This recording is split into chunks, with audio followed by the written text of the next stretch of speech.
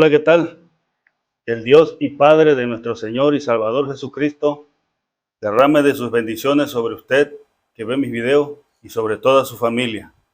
Son mis más sinceros y profundos deseos.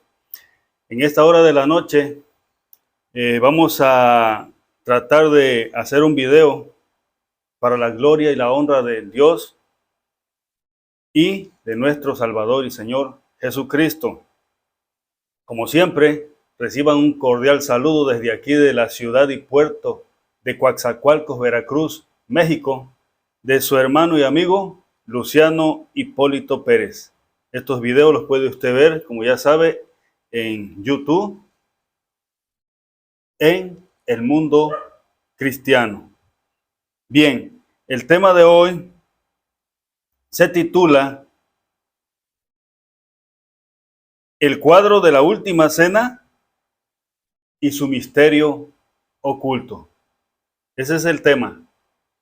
El cuadro de la última cena y su misterio oculto. Hoy vamos a descubrir algo oculto que hay en ese cuadro que fue creado o pintado teniendo como autor a Leonardo da Vinci.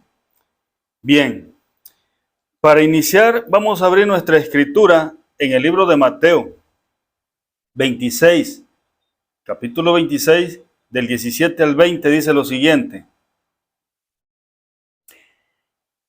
El primer día de la fiesta de los panes sin levadura, vinieron los discípulos a Jesús, diciendo, ¿dónde quieres que preparemos para que comas la Pascua? Jesús les dijo, id a la ciudad a cierto hombre y decidle, el maestro dice, mi tiempo está cerca, en tu casa celebraré la Pascua con mis discípulos. Y los discípulos hicieron como Jesús les mandó y prepararon la Pascua. Cuando llegó la noche, se sentó a la mesa con los 12 apóstoles o con los 12 discípulos. Quiero que se grabe esa porción. Y al llegar la noche, ya cuando estaba la cena preparada, estaba la mesa lista, nuestro Señor Jesucristo, como lo marca el cuadro pintado, en medio y alrededor de él, en aquella gran mesa, sus 12 apóstoles. Bien, ahí vamos a fundamentar nuestro tema hoy. Antes quiero que sepan que en el 1494, entre el 1494 y el 1498 aproximadamente, un hombre llamado Leonardo da Vinci, muchos lo conocen como Leonardo da Vinci, otros lo conocen como Leonardo da Vinci.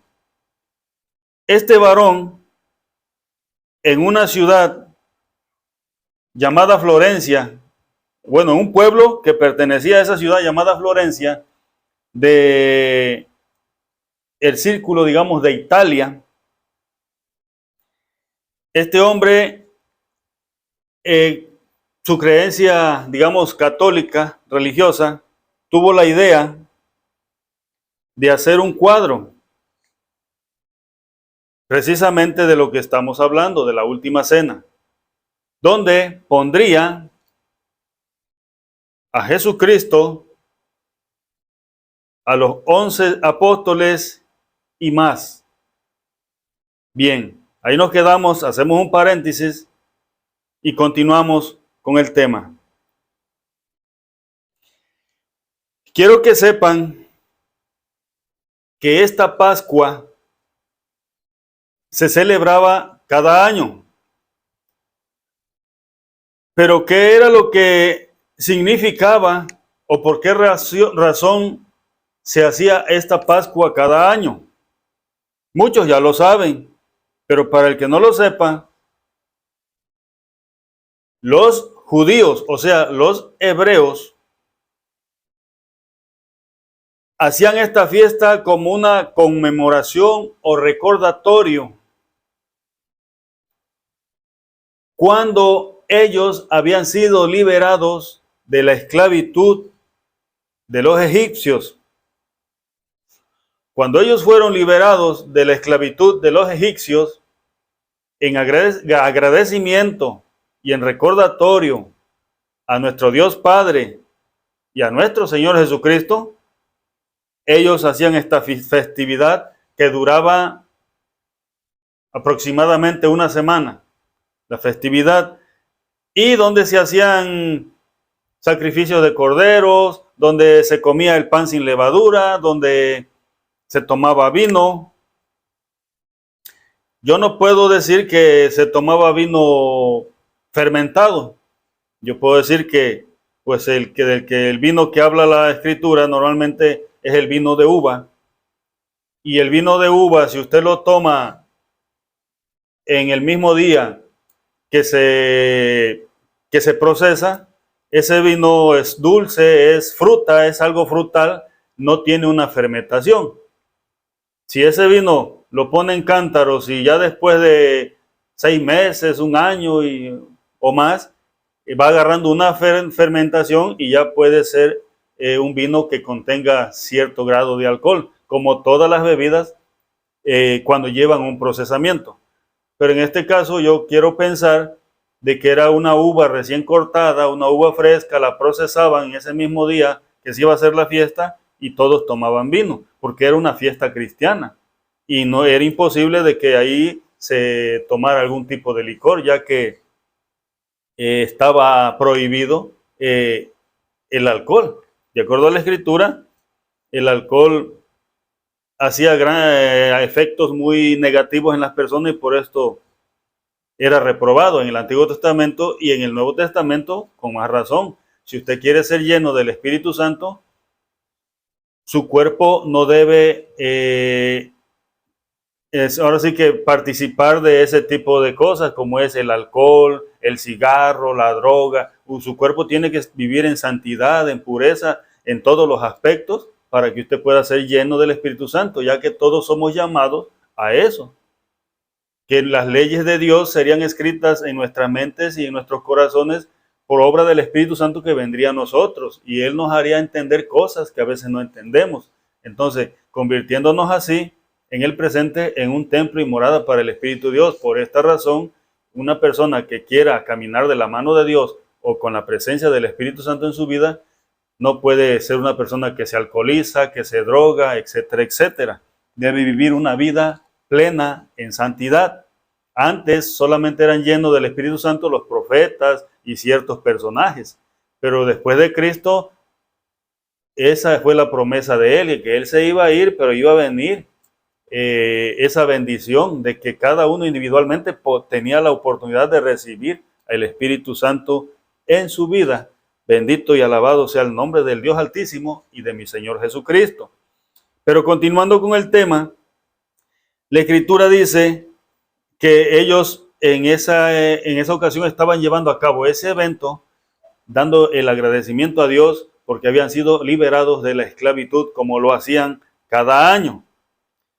Pero cabe mencionar que lo más probable era que en ese momento se iba a consumar la última cena para los hebreos, para los judíos, porque nuestro Señor Jesucristo, en el momento que Él estaba tomando esa cena, dijo que no volvería a repetir esa cena hasta cuando todos estemos en la presencia de Dios, en el reino de Dios, para llevar a cabo las bodas del Cordero, donde se llevará a cabo una gran fiesta y entonces sí, todo será gozo y alegría, pero ya será allá con el Señor.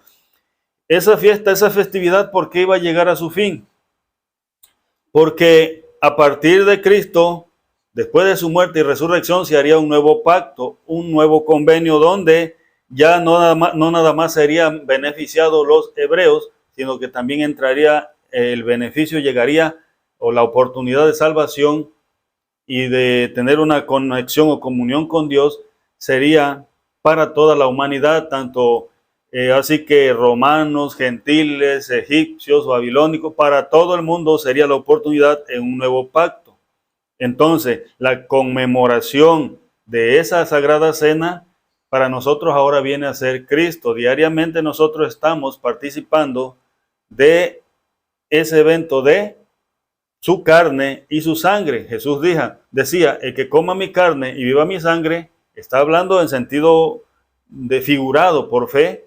El que acepte a Cristo en su vida, el que acepte el sacrificio, el que pida perdón a Dios por sus pecados, perdón a Jesucristo, entregue su vida a Él por medio del sacrificio de Cristo, nosotros somos reconciliados con Dios, somos liberados de la esclavitud del pecado, y desde ese momento que hemos comido esa carne y esa sangre, hablando espiritualmente, nosotros estamos haciendo un recordatorio de ese evento que hubo en esa ocasión.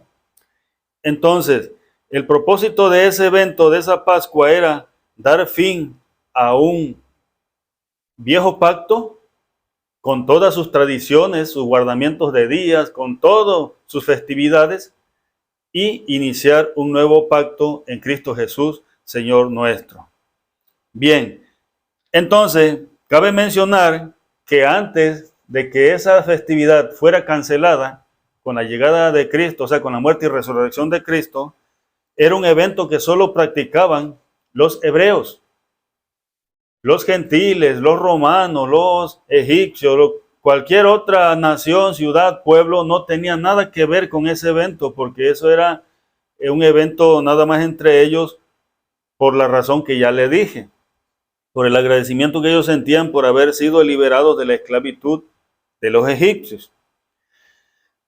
Ahora, nuestro agradecimiento es diariamente, ¿con quién? Con nuestro Señor Jesucristo, el cual dio su vida por nosotros, para que a través de su sacrificio nosotros seamos liberados de ahora, ¿qué? De la esclavitud de ¿qué? De la esclavitud del pecado, ya que por la esclavitud del pecado nosotros estábamos sentenciados a muerte. Dice la Biblia que la paga del pecado es muerte.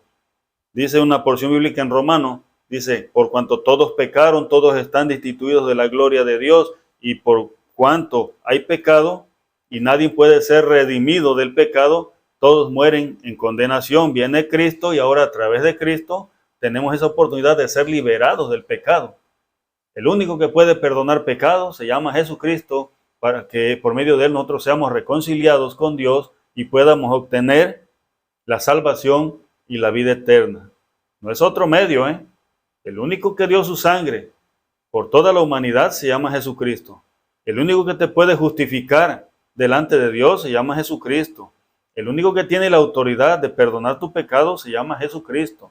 Ningún hombre, ninguna estatua, ninguna imagen, ni nadie, nada, ni nadie tiene la autoridad de perdonar tus pecados. Tus pecados se los vas a confesar a nuestro Señor Jesucristo y por medio de él tú serás justificado delante de la presencia de Dios, siendo liberados de la esclavitud del pecado y obteniendo la salvación por la gracia de él, y asimismo la bendición de la vida eterna. Bendito es el Señor. Pero déjeme decirle que este evento tan hermoso, tan maravilloso que se llevó en esa ocasión, nos hace remontarnos a ese tiempo y recordar, ¿sí?, el gran amor que tuvo Dios por toda la humanidad.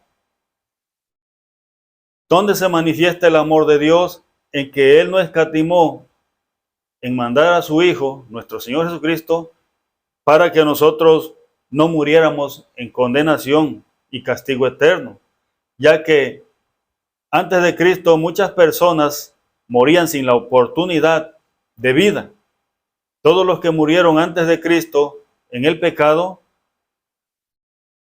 por lógica y por la Escritura, por conocimiento de la Escritura, dice que todos los que mueren en pecado descienden a los abismos y caen en un lugar de tormento, preparados para la resurrección en el juicio final, cuando todos sean resucitados, tanto justos como injustos, y sean presentados delante de Dios para ser lanzados a un lago de fuego. Ahí la Escritura dice, es necesario que todos los hombres, tanto buenos y malos, mueran una sola vez y después al final serán resucitados para ser presentados para el juicio.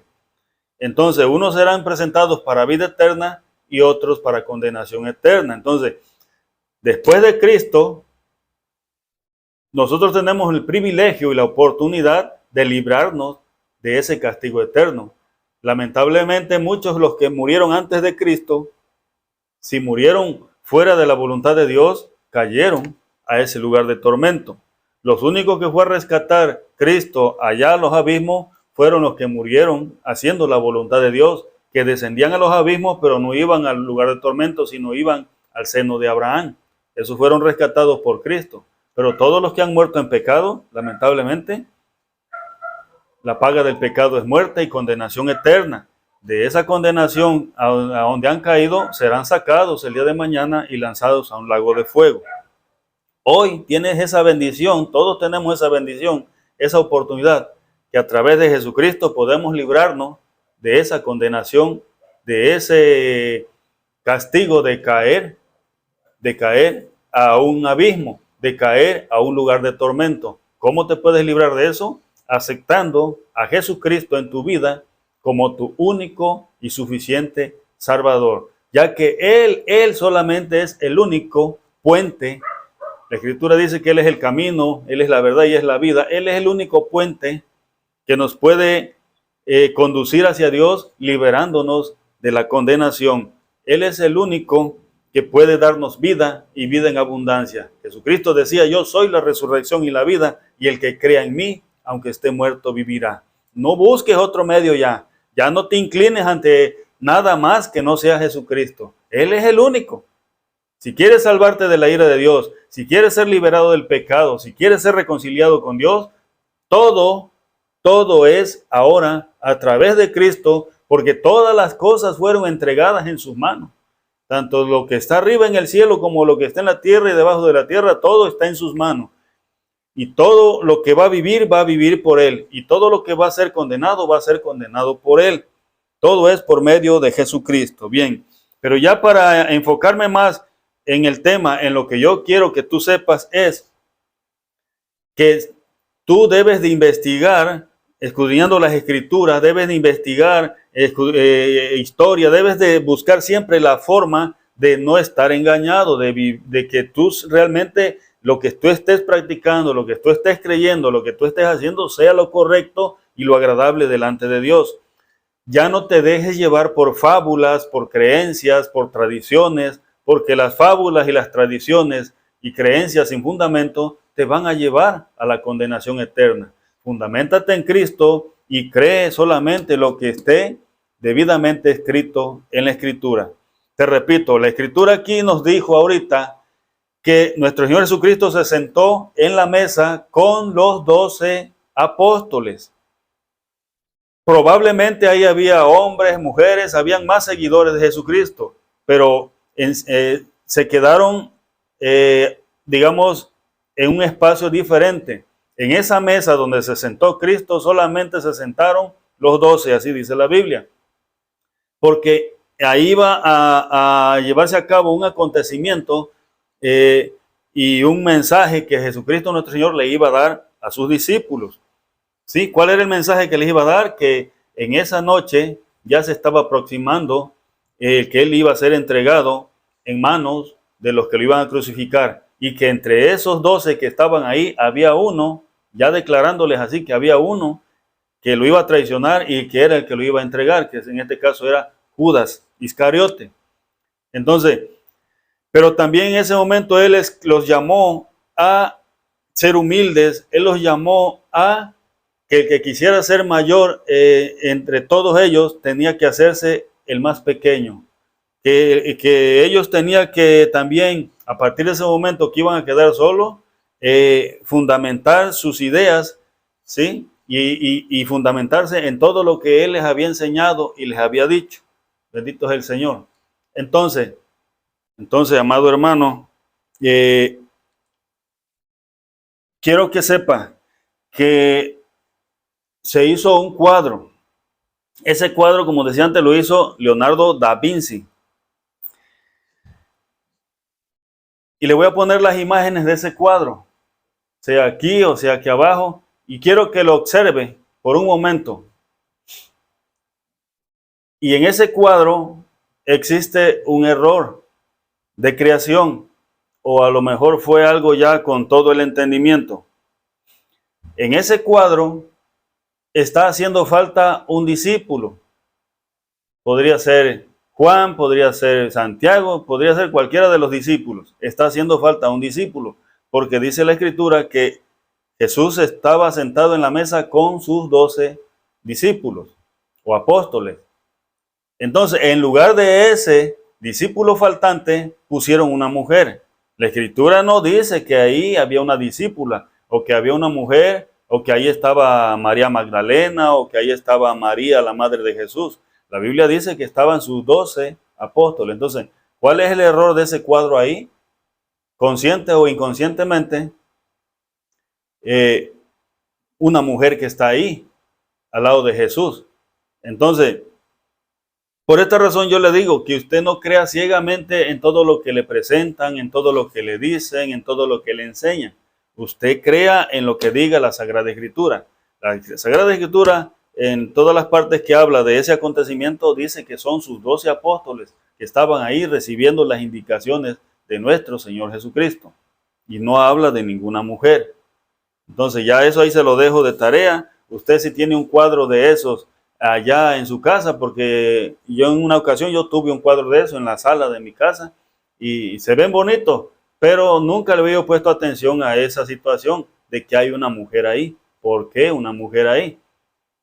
La Biblia no dice eso. Y otra situación que hay ahí, que en la cabeza de todos los apóstoles y en la de Cristo se ve un rayo de sol. ¿Por qué razón? Te van a decir, no, es que refleja el resplandor de su gloria o de su santidad, refleja en él, en su rostro.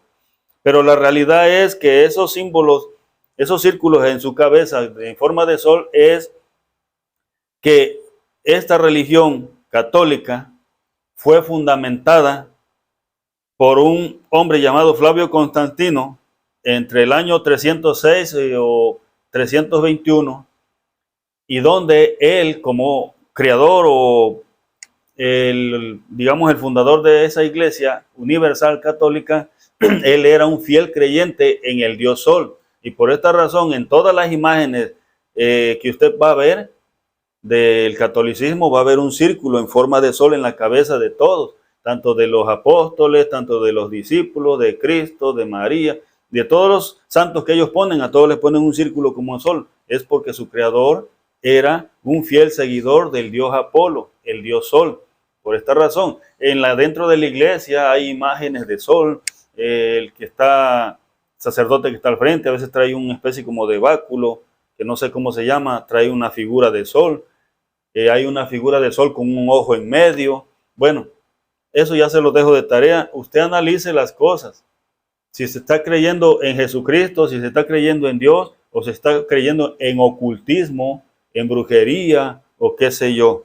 Bien, entonces yo nada más quería que supiera esto de este cuadro que fue pintado por este varón Da Vinci, que era católico, y por qué puso esa mujer ahí. Solamente lo saben, solamente los católicos lo saben, pero lo que la Escritura dice es que eran los 12 apóstoles, los discípulos, incluyendo a Judas que estaba ahí presente. De ese iba a ser la última cena con nuestro Señor, porque de ahí iba a salir para traicionarlo. Bien, ya no me extiendo más. Que mi Señor Jesucristo le bendiga, que mi Dios Padre los proteja. Vamos a quedar pendiente al próximo video. No olvide suscribirse a mi canal.